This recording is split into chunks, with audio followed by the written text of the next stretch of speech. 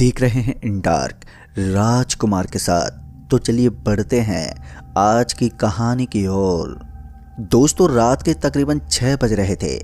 मैं और अंश अपना काम खत्म करके उस बिल्डिंग से नीचे उतर रहे थे कि तभी अचानक ही हमारी नज़र उस कमरे की ओर पड़ी। तो हमने देखा कि वो कमरा अब बिल्कुल ही खाली था। हम उस दोनों कमरे में गए तो सामने एक दृश्य देखकर हम दोनों की आंखें फटी की फटी रह गई। दरअसल हमने देखा कि नोटों का एक बंडल एक घेरे नुमा आकृति में रखा हुआ था। अंश ने झट से उन पैसों को उठा लिया और हमने उन पैसों से काफ़ी एंजॉय किया। फिर अगली सुबह अंश ने काम पर जाने से एकदम से मना कर दिया क्योंकि उसका सिर दर्द से फटा जा रहा था और मैं अकेला ही उसी जगह पर काम के लिए निकल गया। और जैसे मैं शाम 5 बजे तक अपने रूम पर लौटा तो अंश की हालत देखकर मैं सहम सा गया। दरअसल मैंने देखा कि अंश जमीन पर पड़ा हुआ था और जैसे मैं अंश को उठाने गया तो अंश ने डरी हुई आवाज़ में कहा, वो नहीं छोड़ेगी, मार देगी मुझे। आखिर अंश की हालत यूं एकदम से कैसे बिगड़ने लगी और क्या था उन नोटों के बंडल के पीछे का रहस्य, जानने के लिए इस कहानी के अंत तक बने रहिए। दोस्तों, मेरा नाम रोहित है और मैं उत्तर प्रदेश के एक छोटे से गांव रामपुर में निवास करता हूं। आज मैं आपको अपने जीवन की एक ऐसी घटना से रूबरू कराने जा रहा हूं जिसे सुनकर आपके रोंगटे खड़े हो जाएंगे। मेरी उम्र लगभग 28 साल की है और मेरे परिवार में हम कुल 4 जन हैं। मेरे माँ बाप और मेरा एक छोटा भाई।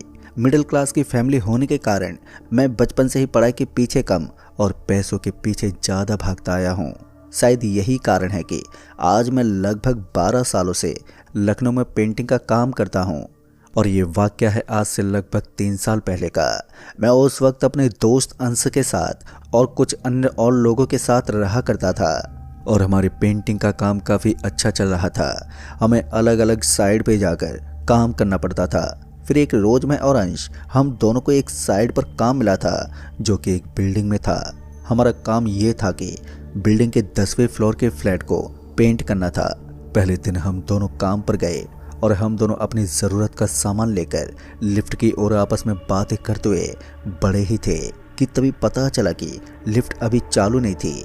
इसी वजह से हम सीढ़ियों से ही आपस में बातें करते हुए 10वें फ्लोर की ओर चल पड़े। तभी एकदम से अंश की नज़र एक कमरे पर पड़ी। उस कमरे में कुछ तांत्रिक बैठे हुए कुछ मंत्र का उच्चारण कर रहे थे।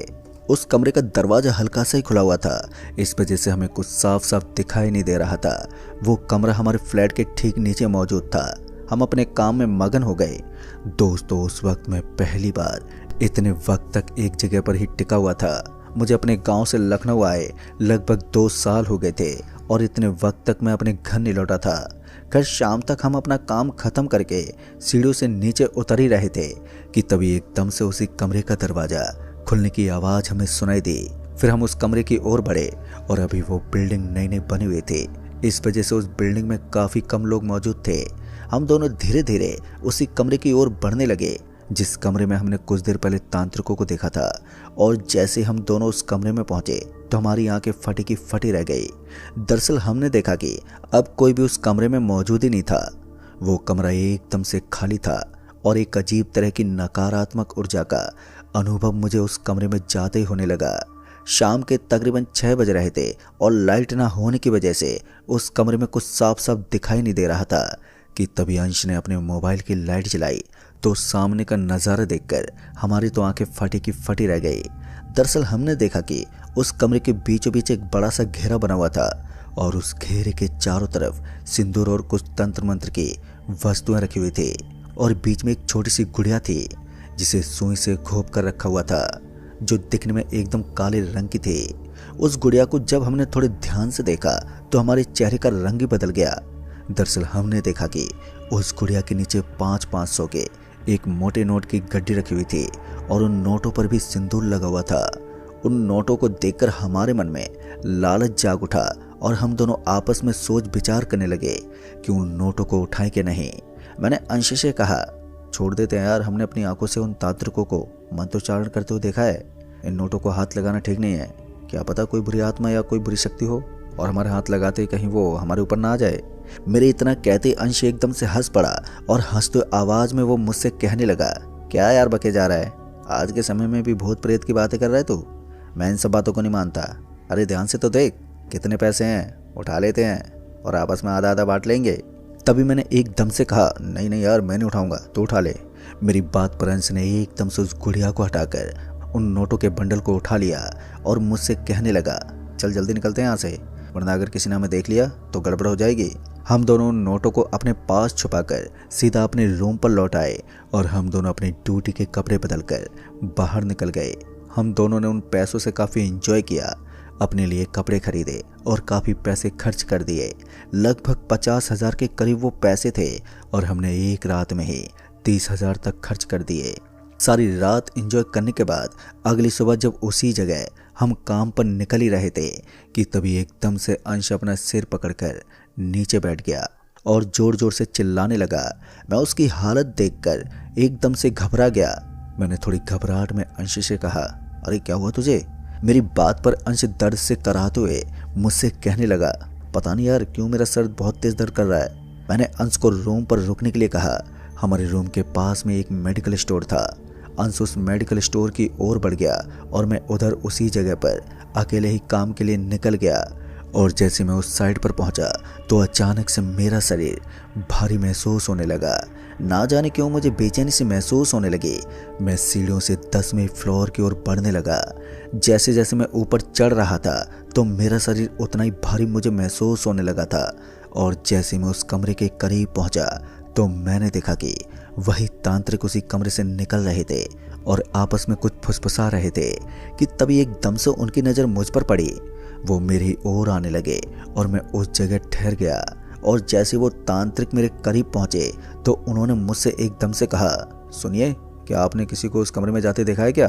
फिर मैंने एकदम से कहा, नहीं नहीं, मैंने तो किसी को जाते नहीं देखा। क्यों, क्या हुआ? मेरी बात पर वो तांत्रिक मेरी ओर थोड़ी अजीब तरह से देखते हुए मुझसे कहने लगे कि उस कमरे में तंत्र क्रिया की गई थी और कुछ सामान भी रखा हुआ था जिसे 4 पहर तक उसी कमरे में छोड़ना था। और आज उस कमरे से सारे सामान को हम नदी में समर्पित करने जा रहे थे। उस कमरे से तंत्र साधना की कुछ वस्तुएं गायब हैं। दोस्तों, मैंने उनकी बात पर कहा, मुझे नहीं मालूम। और इतना कहकर मैं 10वें फ्लोर पर अपना काम करने पहुंच गया। आज मैं अकेले ही काम कर रहा था और ऊपर से ना जाने क्यों मुझे कुछ अजीब सा भी महसूस हो रहा था। दोपहर तक काम करने के बाद मैं लंच करने बैठा ही था कि तभी एकदम से दरवाज़ा बंद होने की बहुत ही तेज आवाज़ आई। मैंने पीछे मुड़कर देखा तो मेरे कमरे का दरवाज़ा खुला हुआ था। मैंने ज़्यादा ध्यान नहीं दिया और मैंने नाश्ता किया। फिर एक बार के लिए मैं अपने काम में लग गया और शाम के तकरीबन 5 बजे तक मैंने अपनी हाजिरी पूरी कर ली थी।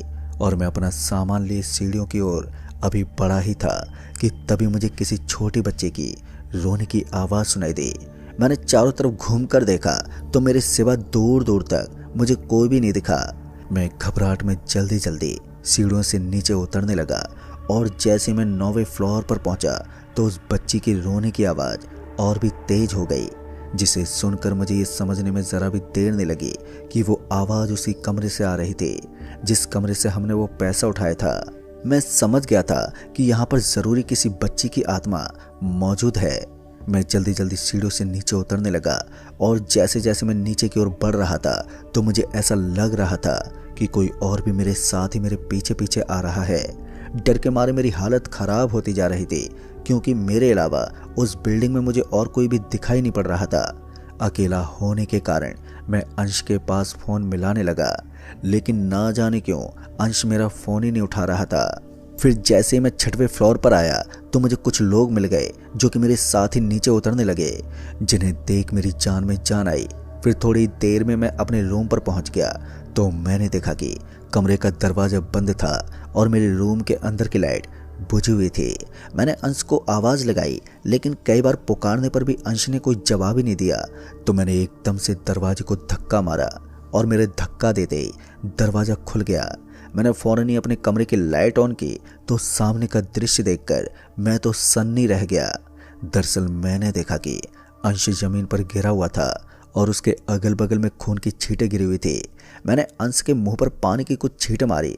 पानी की छींटें मारते अंश एकदम से उठा और उस उठते ही चारों तरफ घबराहट में देखने लगा और एकदम से मुझे पकड़कर रोते हुए मुझसे कहने लगा, भाई भाई वो मुझे नहीं छोड़ेगी, वो आ गई है, वो हम दोनों की मार देगी। मैंने अंश को काफ़ी समझाया और उसे लेकर मैं एक छोटे से क्लिनिक में गया। लेकिन दोस्तों, ताजुब की बात तो ये थी कि डॉक्टर ने अंश को देखते ही सब कुछ नॉर्मल बताया। डॉक्टर का कहना था कि अंश को कुछ हुआ ही नहीं है। फिर हम दोनों अपने रूम पर लौट आए। अंश काफ़ी डरा हुआ था। तभी अंश ने मुझे बताया कि वो दवा खाकर जैसे बिस्तर पर लेटा तो उसे अजीब तरह की आवाज़ें सुनाई देने लगी और एकदम से एक छोटी सी बच्ची उसके सीने पर बैठकर उसका गला दबाने लगी। मैंने अंश से कहा, यार उस बिल्डिंग में मुझे भी एक छोटी सी बच्ची की रोने की आवाज़ सुनाई दे रही थी, और हो ना हो उस कमरे में जाकर उन नोटों को हाथ लगाने के बाद से ही हमारे साथ ये अजीब घटनाएं हो रही हैं। अब शायद वो तांत्रिक हमें इस मुसीबत से निकाल सकते हैं। तभी हमने निश्चय किया कि अगली सुबह होते हम उन तांत्रिक से मिलेंगे, और इतना सोचकर हम सोने चले गए। कमरे में 2 जगह अलग अलग बिस्तर थे और हम दोनों बिना कुछ खाए पिए ही अपने बिस्तर पर लेट गए।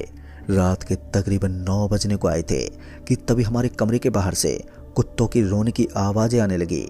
एकदम से लाइट चली गई, जिस वजह से हम थोड़े घबरा से गए और अपनी आंखें बंद करके हम सोने की कोशिश करने लगे कि तभी फिर से हमें उसी बच्चे की रोने की आवाज़ हमारे कान में गूंज उठी, जिसे सुनकर हम दोनों घबरा गए कि तभी मेरे साथ कुछ ऐसा हुआ जिसकी मैंने कभी कल्पना भी नहीं की थी। मैं अंश को पुकारने की कोशिश करने लगा, लेकिन मेरी आवाज़ मेरे हलक से निकल ही नहीं रही थी। मैं घबराहट में अपने हाथ पांव इधर उधर मारने की कोशिश करने लगा, लेकिन मेरा शरीर जैसे मानो सुन्न सा हो गया था। ना मैं अपना शरीर हिला पा रहा था और ना ही मैं अपनी आंखें खोल पा रहा था कि तभी अचानक ही मुझे ऐसा लगा कि कोई मेरे सीने पर बैठा मेरा गला दबाने की कोशिश कर रहा है, और एक असहनीय दर्द मुझे मेरे गले के पास महसूस होने लगा। दर्द के कारण मैं कुछ ही देर में बेहोश हो गया, और फिर अगली सुबह जैसी मेरी आंख खुली तो मैं अंश को आवाज़ लगाने लगा, अंश अंश उठ उठ, उस तांत्रिक के पास चलते हैं। कई बार आवाज़ लगाने पर भी जब अंश ने कोई जवाब ही नहीं दिया तो मैं उसे उठाने के लिए उसके बिस्तर के पास गया तो मैंने देखा कि अंश के गले के पास बड़ी बड़ी उंगलियों के निशान हैं, जिसे देखकर मैं तो सन्न रह गया। मैं अंश को उठाने की कोशिश करने लगा, लेकिन मेरे लाख कोशिश के बाद भी जब अंश नहीं उठा तो मैं पास के क्लिनिक में डॉक्टर को बुलाने चला गया। डॉक्टर ने अंश का चेकअप करके मुझसे जो कहा, दोस्तों उसे सुनकर तो मेरी आंखों में आंसू टपकने लगे। दरअसल डॉक्टर ने बताया कि अब अंश इस दुनिया में नहीं है, उसकी मौत हो चुकी है।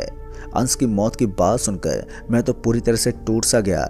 मैं अपने कमरे में अंश का मृत शरीर छोड़कर पागलों के जैसे उस तांत्रिक को ढूंढने निकल पड़ा। तकरीबन 3 घंटे तक ढूंढने के बाद मुझे वो तांत्रिक मिल गए और मैं उन्हें लेकर फौरन ही अपने कमरे पर पहुंचा और सारी घटना उन्हें बताई। साथ ही मैंने ये भी उनसे कहा कि अंश ने ही उस कमरे से पैसे उठाए थे। मेरी पूरी बात सुनकर तांत्रिक ने मुझसे कहा कि हो सके तो मुझे क्षमा कर देना। मुझे अपनी सिद्धियों से उसी वक्त पता चल गया था कि उन पैसों को तुम्हारे दोस्त ने उठाया था। दरअसल अगर तुम्हें इस बारे में ज़रा भी मैं सचेत करता तो उस लड़की की आत्मा हमारे बस से बाहर हो जाती।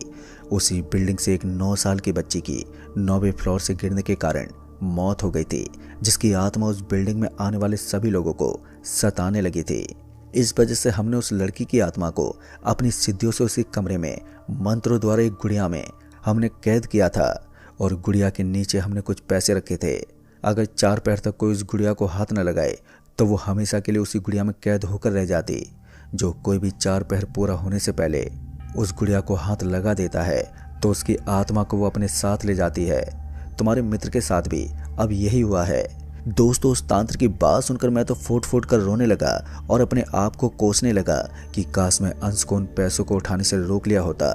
लेकिन तांत्रिक ने मुझसे एकदम से कहा, रो मत, ये नियति है, अब हम कुछ नहीं कर सकते, क्योंकि उन नोटों के बिना उस आत्मा को कैद करना इतना आसान नहीं था। जा, अब तुझे कुछ नहीं होगा। इतना कहकर वो तांत्रिक एकदम से चला गया और मैं उसी कमरे में अपने मित्र का मृत शरीर देखकर फूट फूट कर रोए जा रहा था। अपने आप को बड़ी मुश्किल से संभालते हुए अंश के पार्थिव शरीर को मैंने शमशान घाट पर अग्नि दी, और उस घटना के बाद से मैं पूरी तरह से टूट गया था, क्योंकि अंश के माँ बाप बचपन में ही गुजर गए थे। अंश दरअसल अनाथ था, इस वजह से मुझे उसकी मृत्यु का शौक अंदर ही अंदर से खाए जा रहा था। फिर उस घटना के कुछ ही दिन बाद मैं अपने गांव लौट आया, और फिर उसके बाद से मैं कभी भी उस जगह दोबारा नहीं गया। तो दोस्तों इस कहानी में बस इतना ही। तब तक के लिए बाय एंड टेक केयर।